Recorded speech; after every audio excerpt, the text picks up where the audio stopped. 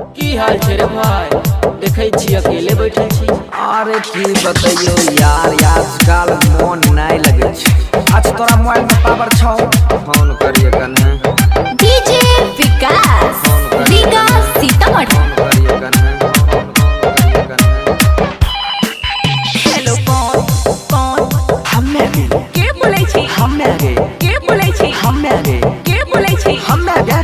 के बोलै छी? नहीं चिन्है छी। ना नहीं चिन्है छी। ना नहीं चिन्है छी। अरे हम नहीं चिन्है छियो। फोन राख। नंबर पाओ कड़ा लगने री है फोन। नंबर पाओ कड़ा लगने री है फोन। उठाई के कहै छै हेलो हेलो कौन।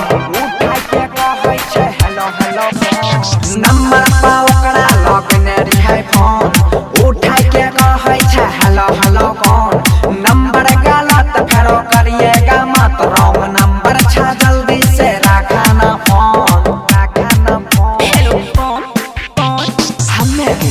के बोलै छी? हम्मे गे। के बोलै छी? अरे हम्मे गे। के बोलै छी? हम्मे गे। के बोलै छी? नहीं चिन्है छी। ना नहीं चिन्है छी। ना नहीं चिन्है छी। अरे बोल ना, केकरा से बात करे के छौ तोरा? केकरा से बात करे के छौ तोरा? हेलो हेलो नहीं कर जल्दी पहचान।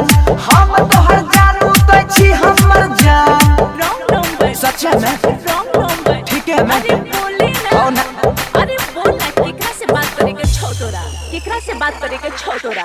हमरा बाबू से। अच्छा। हमरा सोना से। ओह। हमरा जानू से। एक एक थप्पड़ में सीधे हो जाइबा। बैंक जो छोड़ी तोरा उल्लू बनाबै छौ। उल्टा सीधा फोन पर गरियाबै छौ। ऐसन बात नहीं छै हमरा पाउ मारै छै। यहाँ नंबर से उ बात रोज करै छै। ऐसन बात नहीं छै त फेर लगा फोन। देखै छियै सरवा उठाबै छै फोन।